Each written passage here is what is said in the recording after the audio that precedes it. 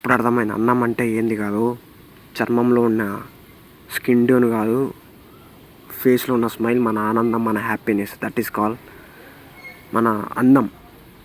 నా దృష్టిలో అది ఎంతవరకు ఉంటే అంత అన్నం. దట్ ఈస్ ఆనందం, హ్యాపీనెస్ అదే అన్నం. అది ఉంటే చుట్టుపక్కల ఎవడు ఉన్నా ఎవరు లేకపోయినా హ్యాపీగా ఉంటావు. అదే అన్నం. రియల్ అన్నం అంటే అది. దాన్ని ఏమంటారు? ఫిలాసఫీ. దాని వరకు అయితే అన్నం అంటే నల్లగా ఉండడం కాదు, తెల్లగా ఉండడం కాదు, ఎర్రగా ఉండడం కాదు, ఆనందంగా ఉండడమే అన్నం. స్కిన్ టోన్ ఉంటుంది చూసినావా? స్కిన్ టోన్లో వైట్, బ్లాక్ మనం మిర్రర్లో చూస్తాం, ఇంత అందంగా ఉన్నాం రా అని. ఆ అన్నంలో ఒక స్మైల్ లేకపోతే ఆ ఫోటోకు అంత ఉండదు. అట్లా అర్థమైంది ఆ రోజు.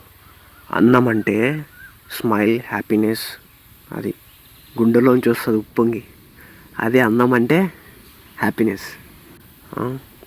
అట్లా కొంతమంది మంచిగా ఉంటారు అన్నమాట, అందంగా ఉంటారు, మంచి ఫిజిక్ బాడీ, మంచి గోల్డెన్ స్కిన్ ఉంటుంది. కానీ డల్గా ఉంటే అది అన్నం కాదు.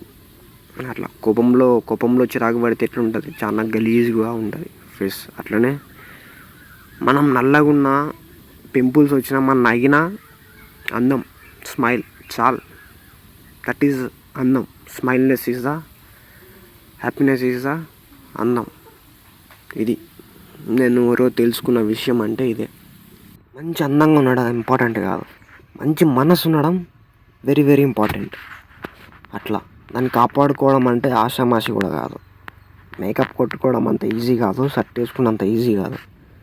మంచి మనసుని కాపాడుకోవాలంటే ఆషామాషి కాదు. అంటే మనస్సు కూడా ఒక అందం. మంచి మనస్సు ఉన్న వాళ్ళు చాలా రేర్ ఉంటారు, చాలా ఒరిజినల్, చాలా తక్కువ లాంటి వాళ్ళు. స్మైల్ ఎప్పుడు హ్యాపీగా ఉంటారు చూసిన వాళ్ళు కూడా చాలా తక్కువ, రేర్.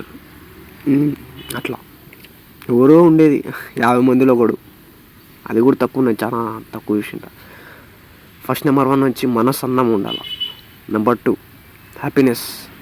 కొంతమంది హ్యాపీగా ఉంటారు, మంచి అది అందం. ఇంకోటి ఒక మంచి మనస్సు, హ్యాపీనెస్, ఒక good vibe, positive. That is call అందం. అలాంటి వాళ్ళు చాలా తక్కువ ఉంటారు.